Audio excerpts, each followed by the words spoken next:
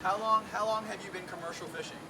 I've been doing this since I'm 57. I've been commercial fishing since I was about 13, 14. Have you ever seen anything like this happen in the past? Never.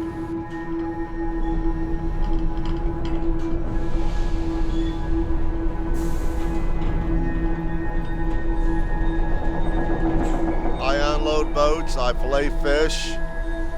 We've taken a big toll. We scaled down. We've called in our boats. That boat fishes for us. That one fishes for us. This one, and a couple others. They're dropping the prices on the fish because they shouldn't be dropping the price on the fish. It should be going up because, now fish is, scarce, and it's, they ought to be paying them top dollar. And then you got the Democrats that want to fight against the stimulus checks, which everybody's going to, need. And it's going to help me out because with our shark boat just left to go fishing, and now they're trying to mess with the shark fishing. And I said, I talked to the reporters. I said, if you do away with the shark fishing, you're going to put a lot of people on unemployment. Unemployment is going to cost the state of Florida a lot of money. This is my livelihood. I fished out of here since I was 14 years old, and I'm 57. I sword fished out of here, and right now, it's really taking a toll. All of our boats are in. Some fish houses are only letting a boat go out one time. One boat go out. When it comes in, another one can go out, and they've lowered the price down from $6 a pound down to $4 a pound, which is wrong, because these guys, they can't afford to go out for $4 a pound, because they gotta pay IFQ quota, the quotas. Yeah. Do you think the fishermen are taking it seriously, or how are they reacting? Oh yeah, they're freaking out.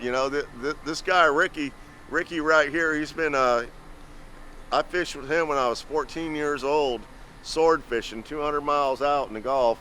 He's like, if I can't go fishing, I'm gonna have to just sell my boat and sell my IFQs and all that and everything. And everybody's freaking out, because they called in a lot of boats.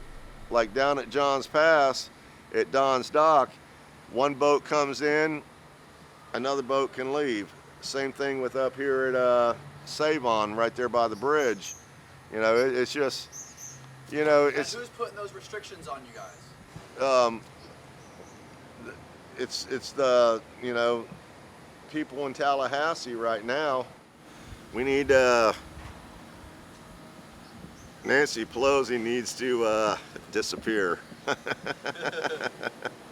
Bottom line, her and Biden and Sanders, they all need to disappear somehow, maybe on a fishing boat.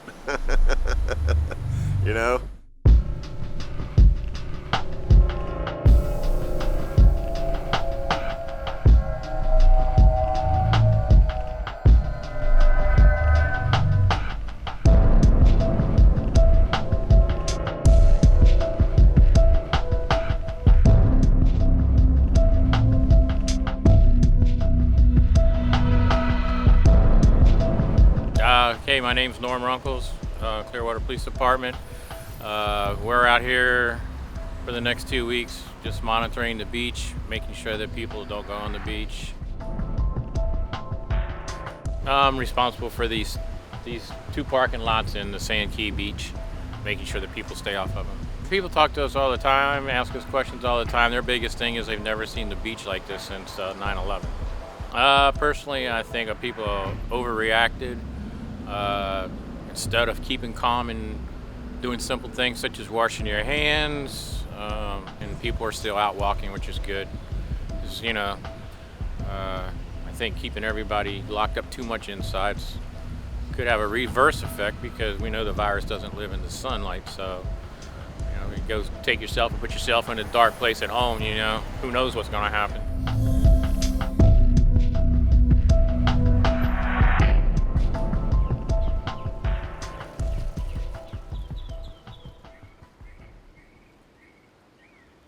My name is Sam. I work the booth at the Sea Screamer here on Clearwater Beach. So the Sea Screamer is a dolphin sighting boat. It's a speedboat. It's the largest speedboat in Clearwater.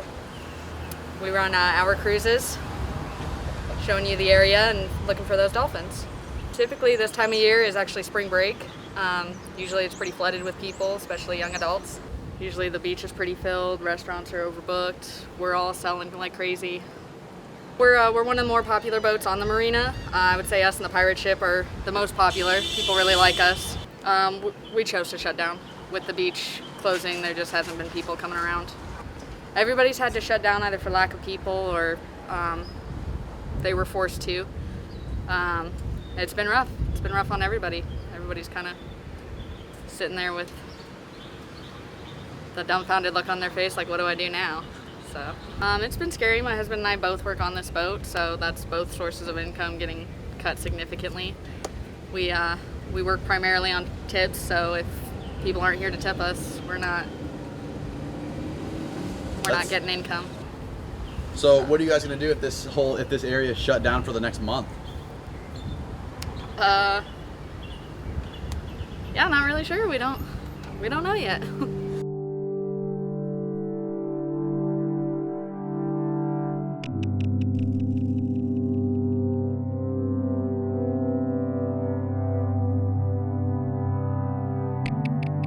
So my name's Nick Murch. I'm a firefighter paramedic. I work in Pinellas County. I can't give you the exact department that I work for. I work more in the south part of the county. I work in an area where the average patient age is anywhere ranging between the citywide average patient age is 72. So we have the more susceptible age range for you to be dealing with the people who are highest or have the highest susceptibility to contract the virus. So when I show up to work, I have to get my temperature taken before I even walk in the door. I get asked the normal signs and symptoms questions as far as, do I have shortness of breath, do I have a cough, do I have any new GI symptoms? Just pretty much anything that could pertain to any symptoms that are common. Mm-hmm. And then that's pretty much it. If I have a fever that is above 100, I get sent home and I get put under mandatory quarantine. We have the busiest address in the county as far as nursing homes goes. So when they call 911, they have like a set skit of different questions that they meet. And if you meet the criteria, then they tag something in our notes that we get. So like when you call 911, we have notes and different specific details that you've relayed to the person on the other side of the phone. Yeah. So if you meet criteria, like I told you before, like it's the same questions that I get asked. Have you had shortness of breath? Do you have a dry cough? Like just anything along those normal, things that you see on the news. You get tagged a category that's called respiratory isolation precautions. So essentially, when we get that, we have to gown up completely. We have to wear a bonnet. We have to wear a mask. We have to wear goggles. We have to wear a gown. We have to wear booties over our boots. Like we have to wear like the whole 9 yards. And then even before I go in, I have to stand 6 feet apart and try to talk to the person. Now, whether they're unconscious, whether they're not, whatever, you just kind of have to work with it. But for the most part, we're trying to limit exposure. So when you go onto these calls, the second person that you're with or the other people that you're with are constantly standing 6 feet behind you. And whether they're documenting everything that you're doing with the computer like normal, or they're handing you stuff from afar, which is usually just them like throwing you stuff. Like it's just kind of, yeah, man. I mean, it's being smart as far as just limiting the exposure. You can't really, you don't know. You don't know what you're dealing with. There's been 2 guys so far. One guy, he thought he had the symptoms. They put him on mandatory quarantine for 14 days.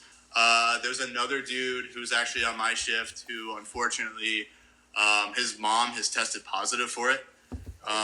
She's actually, she's on a ventilator right now with double pneumonia, and it's pretty gnarly. For a while, it wasn't looking good, but their whole situation's different as far as how everything kind of happened. So now on every single call, like any call, whether you fall, you scrape your elbow, you call fucking 911, whatever, we have to wear a mask and goggles at minimum. Really? Like We have to. So what I'm getting at is when we walk into people's houses and they're like, oh, I'm not even sick, I'm not even this, I'm not even that. It's like, you know, you get that overall, like, why in the hell are you walking in my house like that? You know, like, I'm not sick. So, I mean, for the first time, I mean, I've been doing this close to like 5 years. So for the first time in 5 years, like, I definitely dread going to work, kind of. Oh, did you hear me? Yeah, I got you. Pause for a second, but I got you back. Yeah. I mean, you don't know. I mean, it's like you're staring shit in the face that you don't have any idea. Like, it's not confirmed, you know? Because, like, my job, I'm the highest level of care outside of a hospital. Like, I'm like, I mean, I don't want to say I'm a doctor because I'm not at all. But what I'm saying is it's just, like, you're kind of working with what you got relayed on a phone call and working – you're working with everything that, you know, you have at your fingertips and trying to make the most of it. It just sucks to wake up and, you know, like, I mean, when we have to put all the shit on, it's fucking hot, you know? And I know that that's not an excuse for safety or anything, but it's just like, you know, calls that normally take, you know, a half hour tops are taking 2 hours, because even after that, you have to decontaminate everything that you touched, everything that was in that patient, you know, the Sunstar ambulance that takes you to the hospital, it has to all be completely wiped clean with hydrogen peroxide and sanitized. You know, it's just, it's ridiculous. I mean, like, for example, the other shift, we had one that happened like right at 1 a.m. and I didn't get back to the station to restock everything and make everything happen again until like 3:30. So it's like, you know, I mean, it is what it is. It's what I signed up for, man. You know, I can't complain about it, and by no instance am I complaining about it. But this is just the beginning of the ride for everyone in EMS.